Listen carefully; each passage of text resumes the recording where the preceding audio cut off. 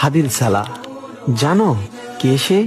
চেকপোস্টে ইসরায়েলের নির্লজ্জ বাহিনীরা 18 বছরের তেজস্বী কন্যা হাদিল সালাহকে মুখ থেকে বোরকার নিকাব সরাতে বলে, কিন্তু না, ইমানি শক্তিতে বলিয়ান মুসলিম কন্যা হাদিল সাফ সাফ জানিয়ে দিল সে তার বোরকার নিকাব কিছুতেই সরাবে না। তখন সে নির্লজ্জ ইহুদি বাহিনী হাদিলকে নিয়ে বিভিন্ন ধরনের কটূক্তি করতে শুরু করলো, কিন্তু তাদের কোনো কটূক্তি হাদিলের ইমানের মজবুত প্রাচীরে ফাটল ধরাতে পারল না। ঠিক বুক বরাবর বন্দুকের নল তাক করে বলা হলো, মুখের নিকাব সরাও, অন্যথায় বুলেটের আঘাতে তোমায় এখনই মরতে হবে। হাদিল তখনও পিছু পা হলো না। হাদিলের ভাষ্য, জান দিব তবুও তোদের সামনে বোরকার নিকাব খুলবো না।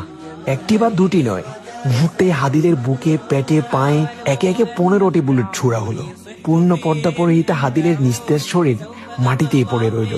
18 বছরের এক শহীদা হাদিল সালাহ। আল্লাহু আকবার। হাদিল চলে গেছে, তবে আমাদের জন্য রেখে গেছে ইমানের এক অনন্য দৃষ্টান্ত। প্রিয় বোন আমার, হাদিল সালাহ তোমার মতো মুসলিম ঘরে জন্ম নেয়া এক সাধারণ তরুণী ছিল, কিন্তু তার আর তোমার মাঝে তফাৎ কি জানো? হাদিল সালাহ 15টি বুলেটের মাধ্যমে মৃত্যুকে চরম আদরে আলিঙ্গন করেছে, তবুও ইহুদিদের সামনে নিজের মহামূল্যবান পর্দাকে বিসর্জন দেয়নি। আর তুমি কোনো কারণ ছাড়াই পর্দাহীন হয়ে দিব্যি ঘুরে বেড়াচ্ছ। হাজারো যুবকের সামনে নিজেকে বাজার পণ্যের মতো প্রদর্শন করছো, কখনো সমাজের লোকদের কটু কথার দোহাই দিয়ে, কখনো গরমের দোহাই দিয়ে।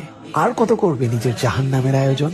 সমাজের লোকদের কটু কথা আর গরমের তাপ সহ্য করা বুঝি জাহান্নামের আগুনের চাইতেও বেশি কঠিন।